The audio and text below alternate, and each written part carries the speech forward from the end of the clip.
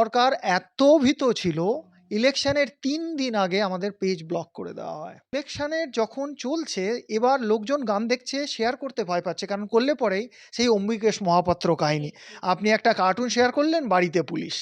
হ্যাঁ, বাড়িতে সরকার নয়, সরকার নয়, দুয়ারে পুলিশ। তো লোকে শেয়ার করতে ভয় পেত। তো আমরা চাইছিলাম এই যে রাগ, এই যে ক্ষোভ, এই যে মানুষের মনে অ্যাগ্রেশন, সেটা যেন আগুন লাগানো কারো শ্লীলতাহানিতে না যায়, মানুষের এটা এক্সপ্রেশন হয়। লোকে এই গানের মাধ্যমে নিজেদের এই যে ক্ষোভ, জমে থাকা ক্ষোভ, তাদের এই অত্যাচারের কাহিনী, সেটা একটা বলে না যে ভয়েস অফ পিপল হয়েছে।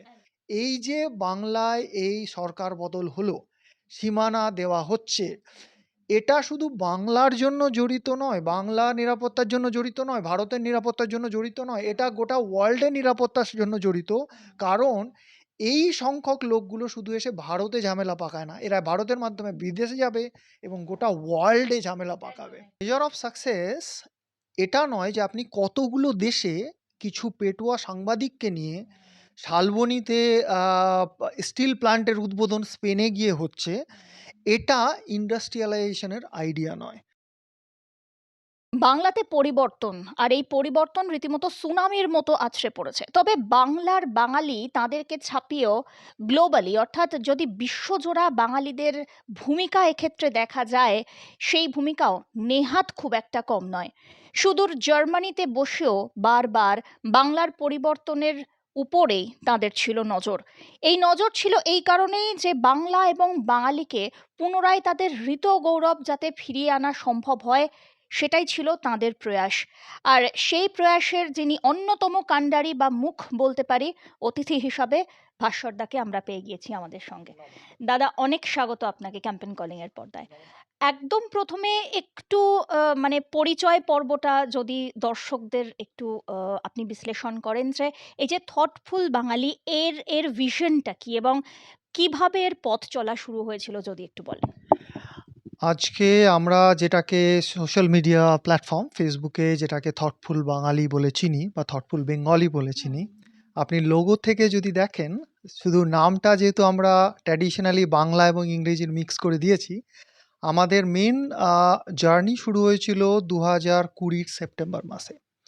কিন্তু ওভারঅল যদি জার্নি দেখুন, যে হোয়াট ওয়াজ আওয়ার ন্যারেটিভ ছিল যে বাংলার যে জাতীয়তাবাদী চিন্তা, সেই ন্যারেটিভটা আমরা ফিরিয়ে আনতে চেয়েছিলাম এবং সেই লড়াই শুরু হয়েছিল। কিন্তু আজকে যে এই এত বড় প্ল্যাটফর্ম, আমি আপনাকে একটা ডেটা দিলে আপনাদের খুব ভালো লাগবে, আপনার মাধ্যমে আপনাদের দর্শককে বলতে চাইবো, এই 2026-এর ইলেকশনের আগে আমাদের 5 কোটি লোকের রিচ ছিল।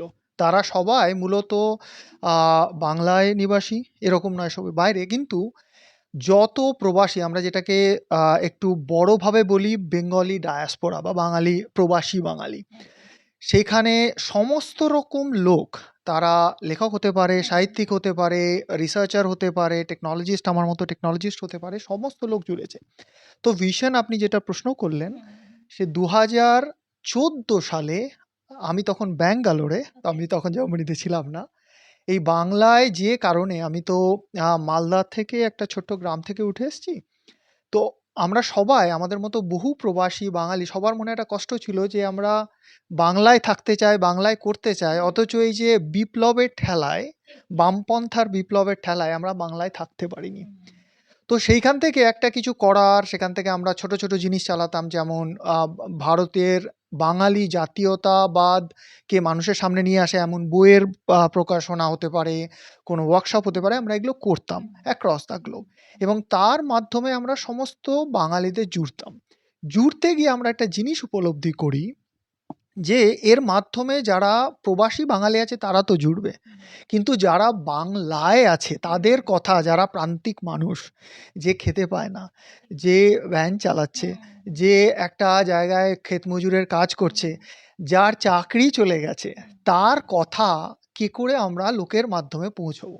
তখন আমাদের মাথায় চিন্তা আসে যে ফেসবুক যখন আমরা বাংলায়, যদি বলেন সোশ্যাল মিডিয়ার রিচ যথেষ্ট বেশি, তো তখন আমাদের মাথায় আসে যে আমরা এইটাকে, কারণ আমাদের বাংলায় মেধা আছে, সেটা হয়তো মেধাটা বাংলার বাইরে গেছে, কিন্তু মেধাটা আমাদের এখনো আছে, আর আমরা ভেতর থেকে জাতীয়তাবাদী আমার মতো মানুষ।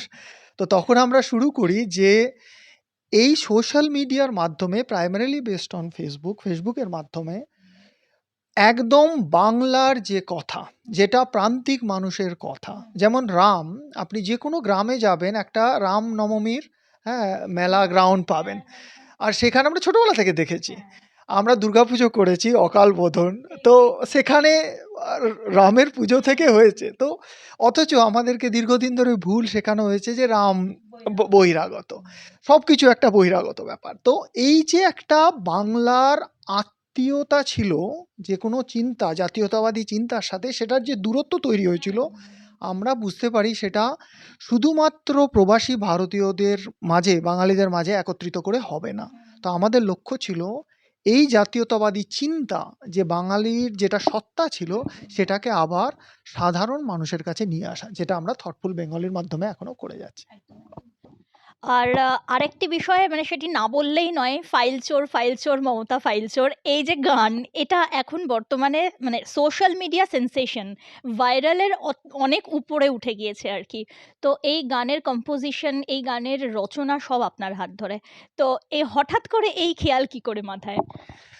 তো সেখানে আমি আবার আপনার প্রশ্নটার উত্তর দেওয়ার জন্য এই আমাদের যে চিন্তা, যেটা মূলত আমি আপনাকে 2021-এ নিয়ে যাচ্ছি, যখন একটি অসাধারণ সাম্প্রদায়িক দল, আইএসএফ নাম, ঠিক আছে?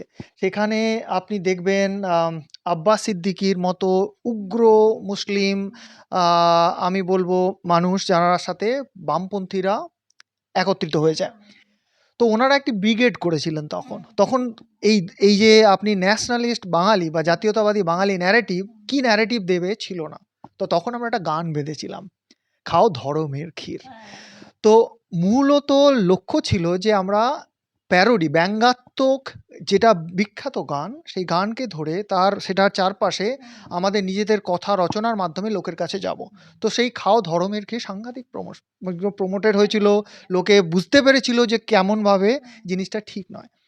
আমরা দীর্ঘদিন ধরে বামপন্থীদের সময় দেখে এসেছি, প্রত্যেকবার ইলেকশন হলে আপনার বাড়িতে ইলেকশনের আগে সাদা থান দেওয়া হবে। মায়ের সামনে ছেলেদের কুপিয়ে মাকে রক্তমাখা ভাত খাওয়ানো হবে, সাহেবাড়ি হত্যাকাণ্ড হবে। এবং এই যে ধমকের সুর, এই ধমকের সুরই একমাত্র বিপ্লবের সুর ছিল। এবং সেটা টিএমসি তো অন্য লেভেলে নিয়ে এসেছিল তৃণমূল, যে আপনি জিতবেন, প্রথমে ভোট দিতে দেওয়া হবে না, আর জেতার পর আপনার বাড়ি জ্বালানো হবে। 2021 আমি এখনও ভুলিনি, আমি তখনও কোভিডে আক্রান্ত হয়ে একটি হোটেলে বন্দি। আমি তখনও জার্মানি থেকে এসেছিলাম ইলেকশনের কাজে সাহায্য করার জন্য। এসে দেখি যখনই ইলেকশন হলো যে আমরা হেরেছি, তখন দেখা হলো চারিদিকে দাঙ্গা। আমি একের পর এক হেল্পলাইন আমরা শুরু করেছিলাম, দেখেছিলাম, কারণ আমরা তো জাতীয়তাবাদী বাঙালি ডায়াসপোরার লোক। সেখানে দেখেছিলাম কত লোক চিৎকার করে কাঁদছে, মা কাঁদছে, তাদের বাড়ি জ্বলছে, কারো কাছ থেকে টাকা সর্বস্ব কেড়ে নেওয়া হয়েছে, কেউ বাড়ি ছাড়া করে দেওয়া হয়েছে। তো এইটা ছিল জেতার ভাষা। আমরা চেয়েছিলাম এমন একটা অল্টারনেটিভ ভাষা দেওয়ার, যেখানে মানুষ নিজের যে মনের ক্ষোভ, এই যে সবাই আজকে দেখছেন অবাল বৃদ্ধ বনিতা নাচছে, গিয়ে আজকে পিসি ভাইপোর বাড়ির সামনে গিয়ে নাচছে, লোকে চোর নেতা মন্ত্রীদের সামনে গিয়ে নাচছে, কিন্তু কেউ বাড়িতে গিয়ে আগুন লাগাচ্ছে না, কেউ কোনো মহিলাকে গিয়ে শ্লীলতাহানি করছে না। তো আমরা এই অ্যাগ্রেশন, এই যে মানুষের মনে ক্ষোভ, এটাকে দেওয়ার একটা ব্যঙ্গাত্মক পথ দেওয়ার চেষ্টা করেছি। মানুষ সেটা গ্রহণ করেছেন। পুরো টিমের কাজ। আমি বারবার বলবো যে আমি শুধু নই, আমাদের একটি বড় টিম আছে, তাতে অনেক কম্পোজার্স আছে যারা গান দিতে পারে, সুর করতে পারে, ভিডিও এডিটিংয়ের সময় অনেক ভাইরা কাজ করে। তো এটা একটা collective effort. I lead that effort. আমি এই কালেকটিভ এফার্টের নেতৃত্ব দিয়েছি এবং মানুষ স্বীকার করেছে। এবং এই জন্য আজকে সবাই আমরা দেখতে পাচ্ছি, শুনতে পাচ্ছি ফাইল চোর, ফাইল চোর। দাদা, আমি আরো একটা দুটো যদি নাম আপনার সামনে উল্লেখ করি, অবশ্যই যুধাজিৎ সেন দা আছেন, ডাক্তারবাবু আছেন, আমাদের প্রিয়, অত্যন্ত প্রিয় ডক্টর বন্দ্যোপাধ্যায় রয়েছেন, এছাড়াও কল্যাণ দা রয়েছেন, পার্থপ্রতিম দা রয়েছেন। এনারা প্রত্যেকেই প্রবাসী এবং তারা বারবার আমাদের বর্তমানে যেগুলি একদম প্রথম সারির ন্যাশনাল মিডিয়া বলি বা রিজিওনাল মিডিয়া বলি, সেখানে তারা বারবার এসে বলেছেন যে এবারে প্রবাসী বাঙালিরাও অত্যন্ত উদগ্রীব ছিলেন এই বিষয়টি দেখার জন্য বাংলায় পরিবর্তন আসে কি আসে না। তো সেক্ষেত্রে একজন প্রবাসী বাঙালি হয়ে আপনার কি মনে হয় প্রবাসী বাঙালিদের এইবারের বাংলায় পরিবর্তনে কতটা গুরুত্বপূর্ণ? আমি ব্যক্তিগতভাবে আমার মতো বহু মানুষকে চিনি। আপনি কয়েকজনের নাম নিলেন। তার বাইরেও বহু লোক আছে যাদেরকে আপনি চেনেন না। আমি দেখেছি জার্মানিতে ছোট, ছোট গ্রুপ তারা সবাইকে বলেছে, "আমরা এতদিন বাইরে।" কেন বাইরে? কারণ আমাদের দেশে বিপ্লব ঘটেছে। তারপরে তোষণ ঘটেছে এবং আমরা সেই কারণে আমাদের জব ক্রিয়েশন হয়নি, চাকরি নেই এবং সেই কারণে বাইরে। আপনার মাটিটাও হাতছাড়া হয়ে যাবে। আপনার ঘরের মন্দির চলে যাবে।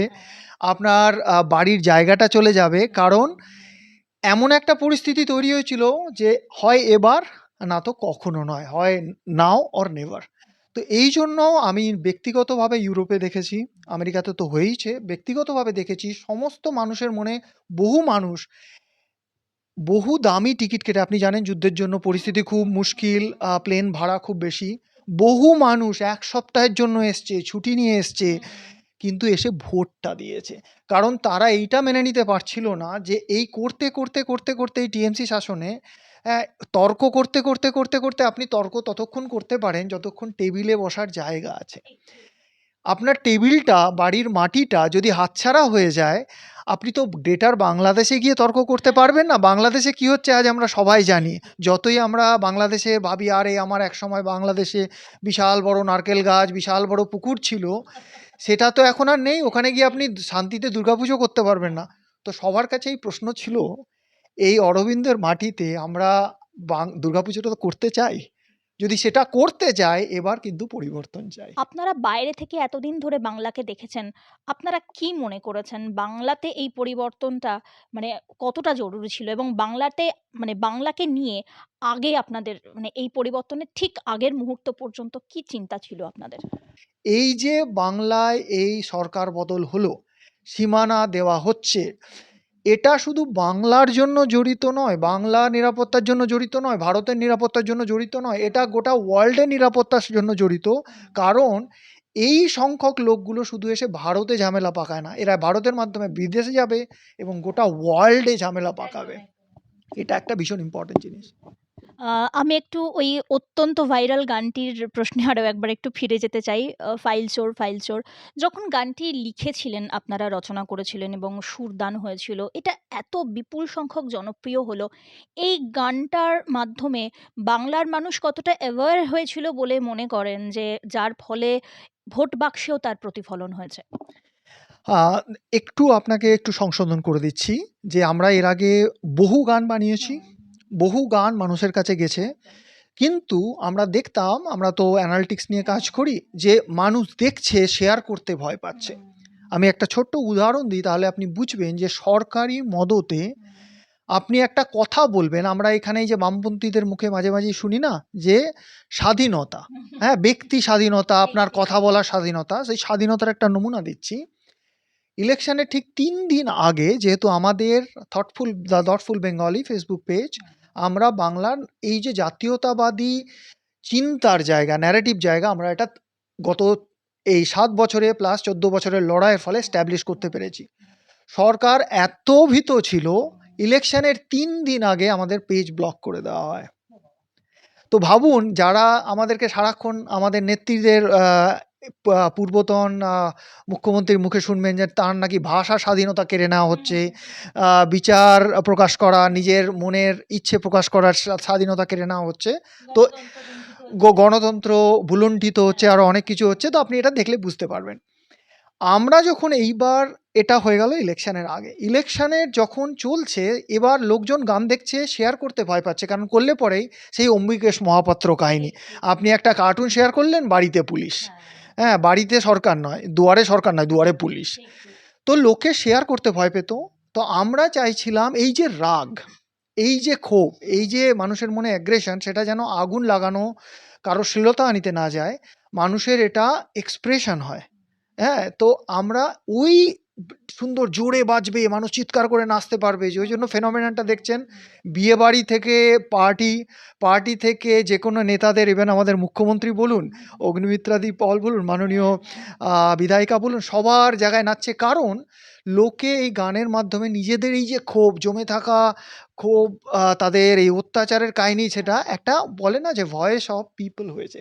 তো আমরা যখন গানটা লিখছিলাম ৩ তারিখে সারা রাত বসে রেকর্ডিং, একদিকে ভিডিও এডিটিং চলছে, আমরা বারবার জিনিসটাকে এডিট করছি, মিউজিক চেঞ্জ করছি। আমরা বারবার ভাবছিলাম এটা মানুষের কাছে পৌঁছবে তো, মানুষ ধরবে তো। বাট আলটিমেটলি এটা তো মানুষের জিনিস, মানুষ বানিয়েছেন। এই জন্য এখনও দেখবেন ইনস্টাগ্রামে সে মিলিয়ন্স অফ ভিউজ, যে কেউ বানাচ্ছে তারা লোকে পছন্দ করছে। তো আমি পুরোপুরি এটা বলবো, এটা আমাদের ক্রেডিট নয়, আমাদের দলের ক্রেডিট নয়, আমাদের ন্যারেটিভের ক্রেডিট নয়। আমরা আমাদের কাজ করেছি, মানুষ গ্রহণ করেছে। দাদা, এবারে একটু মমতা বন্দ্যোপাধ্যায়ের প্রসঙ্গে আসতেই হয়। ৩ টার্মের মুখ্যমন্ত্রী এবং হাতে করে মানে তার বিরুদ্ধে সবথেকে বড় বাংলার মানুষের অভিযোগ এটাই যে হাতে করে ৩ টার্মের মুখ্যমন্ত্রী গোটা রাজ্যটিকে অন্তত ৫০ বছর পিছনে ধাক্কা দিয়ে সরিয়ে দিয়েছেন। আজকে সেই মমতা বন্দ্যোপাধ্যায় কার্যত একা। প্রায় ৫৮ জন বিধায়ক তারা বিক্ষুব্ধ। তারা অন্য মানে ভেঙে গিয়ে নতুনভাবে তারা নিজেদের ঘুঁটি সাজাচ্ছে। অবশ্য তাদেরকেও ধান্দাবাজ বলে আখ্যা দিতেই হচ্ছে। তার কারণ হচ্ছে যেই দলনেত্রীর পৃষ্ঠপোষকতায় বা মদতে এতদিন তারা থেকেছেন, আজকে হেরে গিয়েছেন বলে সেই দলনেত্রীকেই ছেড়ে তারা বেরিয়ে গেলেন। তবে এই মমতা বন্দ্যোপাধ্যায় এবং অভিষেক বন্দ্যোপাধ্যায়ের এই রাজনৈতিক করুণ পরিণতি, এর পিছনে এই বিষয়টিকে কিভাবে বিশ্লেষণ করবেন? আমি আবার একটু ফিরে যাচ্ছি। আমি অনেক এতক্ষণ বামপন্থার এগেনস্টে অনেক কথা বললাম, তাদের বিরুদ্ধে কথা বললাম। কারণ আমি নিজে ভুক্তভোগী, এবং বাংলায় যে এখন পরিস্থিতি, এটা আমি মনে করি যে এর মূল কারণ হচ্ছে বামপন্থী চিন্তা, যেটা গোটা বিশ্বে আপনি বামপন্থা তো আর বাংলায় উদ্রেক হয়নি।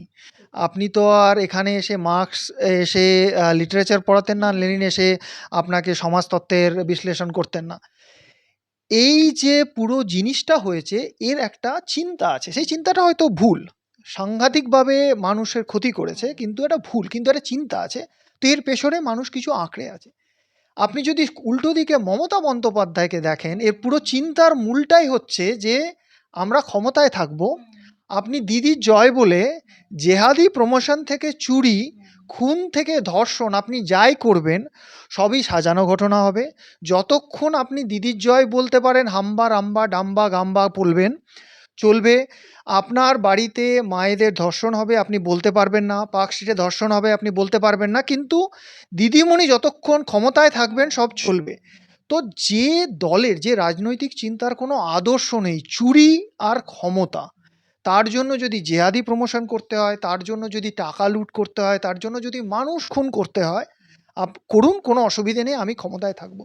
তো এই ধরনের একটা দল, যার আমাদের ফেমাস কোট, একটাই পোস্ট বাকি সব ল্যাম্প পোস্ট। তো যেখানে এইরকম একটা চিন্তার দল যখন ক্ষমতা ছাড়বে, ক্ষমতায় থাকবে না মানুষের ভোটদানের ফলে, তখন আপনার কাছে এই যে লোক যারা জাস্ট টাকার লোভে ক্ষমতায়, এই আপনি বুদ্ধিজীবীদের দেখেন, আমি জানি না এখনকার বুদ্ধিজীবীদের এদের কোয়ালিফিকেশনটা কি, বিভিন্ন রকম আপনি বই পাড়ার অনেক বুদ্ধিজীবী দেখবেন যারা একসময় বুদ্ধদেব ভট্টাচার্যের সাথে গিয়ে ছবি তুলে হেঁ হেঁ করে বই উদ্বোধন করেছে। আমাদের ত্রিদীপ বাবুদের দেখবেন, হ্যাঁ, তারা মমতাদির সাথে গিয়ে ঘন্টা ধরে ঘন্টা বাজিয়েছেন, বুদ্ধিজীবী হয়েছেন। এদের তো কোনো চিন্তা নেই, এদের তো কোনো আদর্শগত, এরা টাকা এবং লোভ আর ক্ষমতার অলিন্দে থাকাটাই হচ্ছে লোক। তো যখন ক্ষমতা থাকবে না, তো স্বাভাবিকভাবেই মানুষগুলো তাসের ঘরের মতো ভেঙে পড়বে। এক্স্যাক্টলি তাই হচ্ছে। বর্তমানে এই পালাবদলের ফলে কি বাংলাতে বিদেশি বিনিয়োগ আরো বেশি করে আসতে চলেছে বলে মনে করেন? কারণ গুগল এমনিতেই ইতিমধ্যেই বলেছেন যে তারা ইনভেস্ট করবেন বাংলায়। ১০০ বার। দেখুন, একটা পার্সপেক্টিভ আছে। আমি আপনার মাধ্যমে আপনার দর্শকদের বলতে চাইবো, একটা কর্পোরেট ওয়ার্ল্ডে, টেকনোলজি ওয়ার্ল্ডে একটা কথা হয়, মেজার অফ সাকসেস। তো মেজার অফ সাকসেস এটা নয় যে আপনি কতগুলো দেশে কিছু পেটুয়া সাংবাদিককে নিয়ে শালবনীতে স্টিল প্ল্যান্টের উদ্বোধন স্পেনে গিয়ে হচ্ছে, এটা ইন্ডাস্ট্রিয়ালাইজেশনের আইডিয়া নয়। ইন্ডাস্ট্রিয়ালাইজেশন আর আইডিয়া কতগুলো আপনি জব ক্রিয়েশন করতে পারলেন, কত ফরেন ডিরেক্ট ইনভেস্টমেন্ট আসলো, কতগুলো নতুন ডোমেনে। এখন যেমন ধরুন জার্মানির কথাই আমি বলছি, যেহেতু আমি ওখানে থাকি। জিসিসি একটা ইম্পর্টেন্ট কনসেপ্ট। সমস্ত বাইরের ফার্ম যেখানে ইকোনমিক প্রেশার আছে, তারা ইন্ডিয়া ট্যালেন্ট পুল অ্যাক্সেস চাইছে এবং ওখানে কেপেবিলিটি সেন্টার বানাতে চাইছে। পশ্চিমবঙ্গে আপনি একটা ফার্মের নাম বলতে পারবেন না, জার্মান ফার্ম বা কোনো ইউরোপিয়ান বা ফরেন ফার্ম যারা এসে জিসিসি করেছে। তো আমাদের ইমিডিয়েট গোল হওয়া উচিত যে আমরা কিভাবে জিসিসিগুলো যেগুলো চেন্নাই হচ্ছে, হায়দ্রাবাদে হচ্ছে, ব্যাঙ্গালোরে হচ্ছে, কলকাতায় আনবো। এবং সেই একইভাবে আমি I am just connecting the thread, যে ঠিক একইভাবে যেহেতু শুনেছেন বিশাখাপত্তনমে ডেটা সেন্টার করছে গুগল, আরও বিভিন্ন জায়গায়। কারণ ডেটা সেন্টারগুলোতে আপনি জানেন এআই এর one of the thing is প্রচুর পাওয়ার চাই।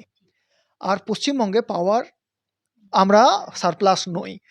তো প্লাস হিটিংয়ের একটা রিকোয়ারমেন্ট আছে, মানে ওয়াটার, ওই জন্য জল, যেখানে প্রক্সিমিটি অফ ওয়াটার চাই। কারণ ডেটা সেন্টারগুলো হিট জেনারেশন করে। শুনে থাকবেন যে China, they are putting the data center deep under the water, right? তো যাতে হিটিং কম লাগে এবং এটসেট্রা। তো আমি যে জিনিসটা বলার চেষ্টা করছি, কিছু জিনিস যেমন আমাদের বাংলার নলেজ ক্যাপিটাল বলে একটা বিখ্যাত মানে রেপুটেশন ছিল, এখন নেই যদিও। তো এই জিসিসিগুলোর জন্য, এগুলোর জন্য হাই ইনফ্রাস্ট্রাকচার লাগে না, যে এরকম না আপনাকে 10 বছর ধরে রেলওয়ে ইনফ্রাস্ট্রাকচার বানাতে হবে, এসেটা করতে হবে। বাইরে প্রবাসী বাঙালিরা আছে ইভেন উইদিন ইন্ডিয়া, তারা এসে এই জিসিসিগুলো করতে পারে, providing government provides the support. তো সিমিলারলি আমি এগেন বললাম যে, বা বলছি যে, শুধু ফরেন ট্রিপ নয়, কত ইনভেস্টমেন্ট হলো, কতগুলো নতুন জিসিসি আসলো, আর একটা environment which is friendly to the industry. এরকম নয়, হ্যাঁ হ্যাঁ মমতা ব্যানার্জি গিয়ে একটা তো সুন্দর বললেন, দারুণ সাবমিট হলো, শাহরুখ খান এসে কোমর দোলালো, আর ঘুরে ফিরে যখন কেউ এসে একটা সেন্টার করতে চাইলো, সেখানে লোকাল এমএলএ এসে বলছে আপনাকে তো 10 কোটি টাকা দিতে হবে। ঠিক আছে? তো এই কালচার আমি দেখতে পাচ্ছি শুভেন্দুবাবুর নেতৃত্বে।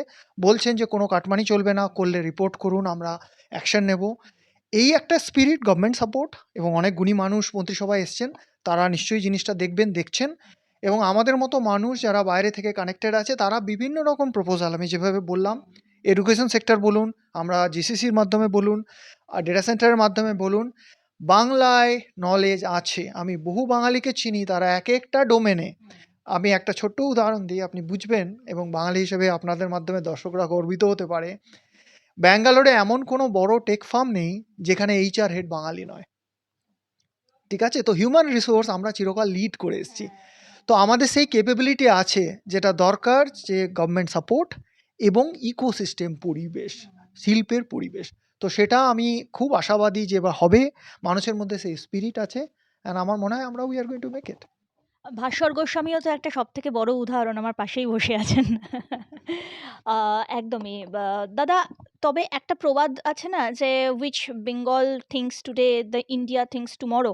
তো এই যে এই বাংলা এবং বাঙালির যে হৃত গৌরব আর কি পুনরুদ্ধার, যদি আমি বলে থাকি, তাহলে কি মনে হয়, আপনার ভিশন কি বলে যে বাংলাতে প্রকৃত পরিবর্তন করতে আর কি, কি প্রয়োজন? দেখুন, একটা কথা হয়, আমি একটু ইসরায়েলের একটা উদাহরণ দিই। কারণ আমি ওনাদের সাথে, জিউসদের সাথে কাজ করেছি, এবং খুব সুন্দর একটা ছোট্ট এক্সাম্পল দিচ্ছি, এবং এটা হয়তো আমাদের সমস্ত বাঙালি জনমানসে যাবে এবং দে উইল ফিল ইন্সপায়ার্ড। যখন ওদের ইসরায়েলের ভূমি গঠন হয়নি, গোটা জার্মানিতে তারা অত্যাচারিত হয়েছে, গোটা বিশ্বে অত্যাচারিত হয়েছে, তারা একটা কথা বলতো। একজন ইসরায়েলি ইহুদি মা তার ছেলেকে বলতো, সদ্যোজাত ছেলেকে, নেক্সট মর্নিং ইন জেরুজালেম। তো আমি কালকে সকালে ঘুম থেকে উঠবো এবং আমাদের দেশ হবে, এবং সেই দেশে আমরা বানাবো। তো সেই দেশ, এইটুকু একটা ছোট্ট দেশ, সে 98% of global security technology control করে। It is the most difficult technology to control, they control it. তো এই এই যে স্পিরিট, যে আমরা করব, আমাদের আগে আমাদের কি ছিল, বাংলা চিন্তার, এই যে বলে না থট লিডারশিপ, চিন্তার পথ দেখাতো স্বামী বিবেকানন্দ, ঋষি অরবিন্দ, আহ, বঙ্কিমচন্দ্র, আমরা কাকে দিইনি? তো সবাই, এই যে চিন্তা আমাদের আছে থেকে আমাদের ছিল হয়ে গেছে। আমাদের, আমরা কি, আপনি আচ্ছা আপনি বাংলা নিয়ে কি গর্বিত? বঙ্কিমচন্দ্র। না না, আপনি বলুন এখন কি নিয়ে গর্বিত? আমাদের আগে থেকে, অতীত থেকে বাস্তবে আসতে হবে। আর এই ইসরায়েলি যে স্পিরিট, যে আমাদের ঠিক আছে আমরা একসময় নেতৃত্ব দিয়েছি, দেশের যে চিন্তার নেতৃত্ব দিয়েছি, অর্থনীতিতে নেতৃত্ব দিয়েছি, এখন আমরা এতদিন পারিনি, কারণ ভুল পথে বামপন্থা এবং এই তোষণের পথে গিয়ে আমরা নিজেদের মাটির দখল হারিয়েছি। এখন সেই পরিবর্তনের পথ এসছে, মানুষ চাইছে। তো আমরা বাঙালি হিসেবে আমাদের বুদ্ধির অভাব নেই, জ্ঞানের অভাব নেই, আমরা যদি এই স্পিরিটটা রাখি এবং আমাদের চারিদিকে ছড়ানো যত বাঙালিরা আছেন তারা যদি এসে আমাদের হাত মেলান, আমার একদম বিশ্বাস যে আমরা শুধু বাংলা আবার এগোবে না, বাংলা আবার ভারতকে এবং বিশ্বকে পথ দেখাবে। দাদা, শেষ প্রশ্ন থাকছে, আগামী দিনে আপনার আপনার টিম নতুন কি চমক আনতে চলেছে যদি একটু বলেন? আমরা সবসময় একটা কথা বিশ্বাস করি। আমি আরেকজন আমাদের টিমের একজন কোর মানুষ, তার নাম বলবো, এবং এইখান থেকে একটা জিনিস আপনাদের মাধ্যমে দর্শকদের বলবো। ওনার নাম কেশব মোদি। নাম শুনে বলবেন সেই পুরনো বাঙালি ন্যারেটিভ, বা সকলে বলবেন যে আরে না না, কেশব মোদি তাহলে তো বাঙালি নন। উনি ২ জেনারেশনের বাঙালি। ব্যাঙ্গালোরের মতো জায়গায় নিজের কোম্পানি শুরু করেছেন। ঠিক আছে? তো আমরা এইরকম বাঙালিদের মাধ্যমে বাংলায় শুধু নতুন পুনর্জীবন করব না, আমরা থটফুল বাঙালির মাধ্যমে মানুষকে বলে না যে পজিটিভ চিন্তা করতে সাহায্য করব, পজিটিভ নিউজ দেব, কারোর ভয়েস সাপ্রেশন হবে না, এবং এইখানে এমন এক জায়গা, প্রান্তিক মানুষের কণ্ঠরোধ কোনোদিন করা হবে না। আর যেখানে করা হবে, আমরা প্রান্তিক দেশাত্মবোধ মানুষের কথা সমস্ত বাংলার মানুষের সামনে, সমস্ত পৃথিবীর মানুষের সামনে নিয়ে আসবো, চোখে চোখ রেখে। অনেক অনেক ধন্যবাদ দাদা আমাদের সঙ্গে থাকার জন্য। এইভাবেই মানে ভাস্বরের মানে তো অ্যাকচুয়ালি উজ্জ্বল। মানে এভাবেই উজ্জ্বল, উজ্জ্বল থেকে উজ্জ্বলতমভাবে এগিয়ে যাক আপনাদের ভিশনস, আপনাদের থটফুল বাঙালির এই যে এই যাত্রা, এটাই কিন্তু আমাদের ক্যাম্পেন কলিং মিডিয়ার থেকে কামনা। একদম। অনেক অনেক ধন্যবাদ। আপনার মাধ্যমে আমাদের এই যে থটফুল বেঙ্গলির এই এত লড়াইয়ের জার্নি, যেখানে আমরা আমাদের সব সরকারের চোখ রাঙানি, সরকারের পারসিকিউশন বলতে পারেন, এফআইআর থেকে আরম্ভ করে অনেক ধমকের মাধ্যমে আমরা এই পরিবর্তনে শামিল হতে পেরেছি। আমরা এই লড়াইটা সমস্ত জনগণের ভয়েস সকলের কাছে নিয়ে যেতে পেরেছি। আর আপনার মাধ্যমে, আপনাদের এই অসাধারণ চ্যানেলের মাধ্যমে আশা করব আমরা সমস্ত মানুষের কাছে এই কথা পৌঁছবে। আর আপনি আমার ভাস্বর বললেন, আমি বলবো আমার আ আমি আলোকিত হওয়ার থেকে বাংলা আলোকিত হোক, বাংলা মায়ের কোল আলোকিত হোক, এবং সমস্ত বাংলার বাঙালির প্রান্তিক মানুষের ঘরে সেই সফলতার আলো আসুক, আমরা এই কামনা রাখব।